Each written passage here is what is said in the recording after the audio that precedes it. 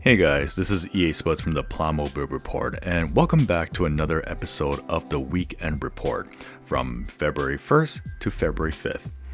So as we approach the second month of 2021, I hope everybody's doing well on their Plamo life and also their real life. This week was really great for me because last week I've taken a break from building some sort of plastic model in general, and that really helped me kind of collect my thoughts, just relax overall, and have enough energy to go back into this hobby once again. And this week, there has been some exciting announcements from Bandai, which you could see the video that I've made Tuesday regarding the announcements that I made. And I did something unusual. I've decided to go with this VTuber concept and turn myself into a cat while explaining of all of my nerd knowledge of each of the kits in general. Not only I did that for the Tuesday's video, but I also did it through my Wednesday's live stream on Twitch. And the reception was generally positive, and I was generally surprised because this is something that I just did it on a whim, and a lot of people really enjoyed me being a talking cat and just nerding out on this Gunpla in general, and it's great. The other new thing that I've tried out is something that I've been avoiding for a very long time, which is panel line scribing. And panel line scribing is one of those techniques in the model building world that a lot of people generally stay away from, or they try to just avoid in general.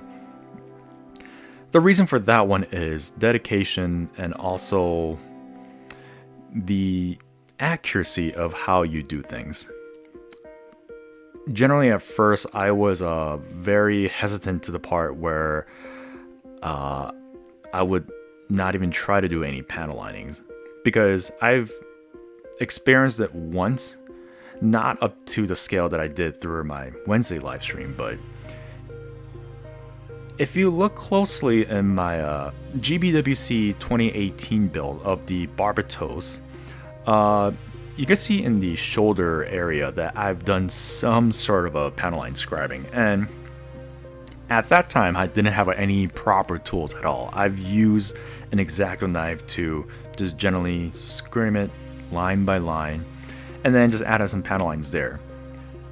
It wasn't bad from my experience, but it's something that I realized that I would never wanted to do again. I don't know why. I think it was the pressure at that time of me just completing this kit overall, and that just really got to me, and just omitting it ever since.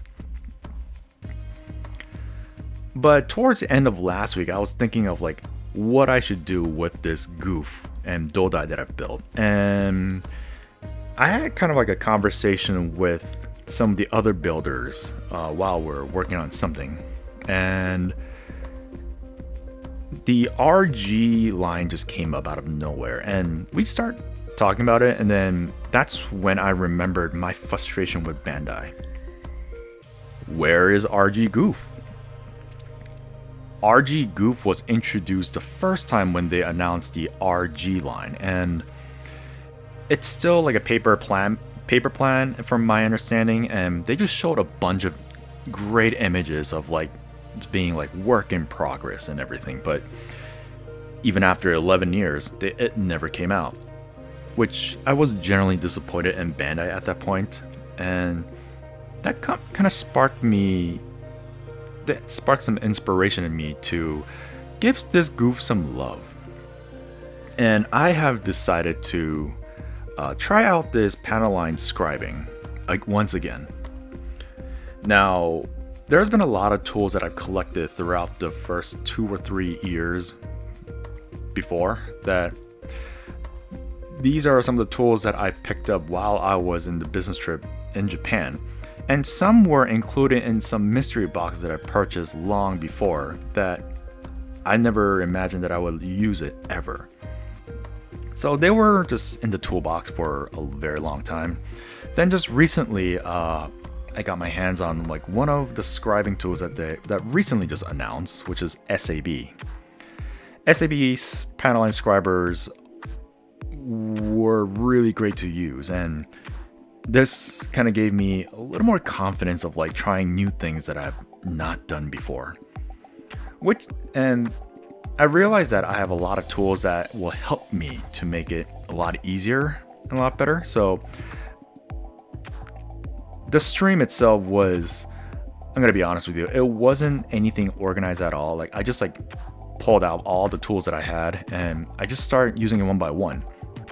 It was up to the point where it took me some time to understand like the proper way of using some things.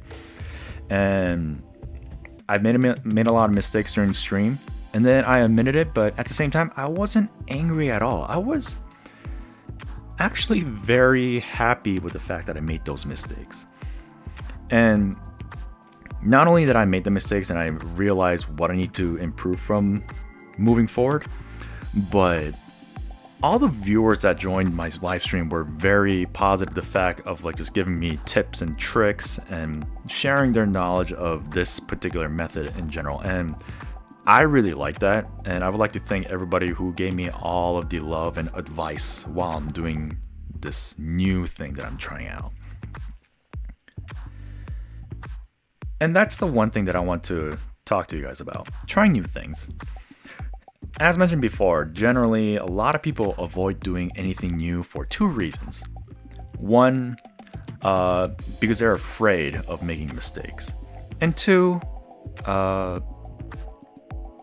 just getting the tool is very expensive and costs a lot of money. Which at both points, I think it's valid, and I understand. But just by all that, the one portion that a lot of people don't want to even try anything is just making mistakes in general. And the very beauty of making mistakes in a model building hobby is you can always fix whatever you made a mistake.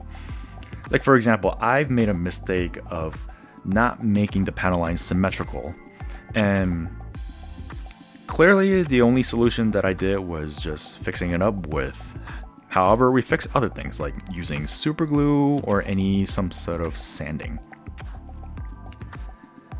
And yeah, with that in mind, I just treat this hobby as some sort of a trial and error, where if you make a mistake, there are many different ways of how to fix it. And by fixing it, it could lead to better results. You tend to get that feeling of like after you make a mistake, you start breaking down saying, life is over, this whole world is over. But in reality, those are kind of the feelings that are developed because you're afraid. Regretting what you've done right now is one of the things that will drive a lot of people away from this hobby. And I like to tell everybody that it's okay to make mistakes, and you just have to feel really good about yourself by making those mistakes. Like, I've done a lot of paint works and a lot of detail works in the past, and if you look at my models closely, you will find some mistakes and you can point them out. And I'm all about talking or taking criticisms, and if you tell me the reason why I suck at doing some portion, please let me know. I like to learn how to make it better. Now, this is the type of attitude that not a lot of people will have when it comes to building plastic model kits. And it's because, again, from the whole Gunpla fatigue episode that I did, pressure is one thing that a lot of people can bring themselves down. And this hobby, it is a work of art, and some perfection is needed so that you could show off to people and then just like get recognized as being a really great builder. But that's not entirely true in my eyes. I feel that the more you make mistakes and the more you try to think of a way to fix it and then just present it out, no matter if it doesn't look good or not, I mean, I still respect that you've at least tried.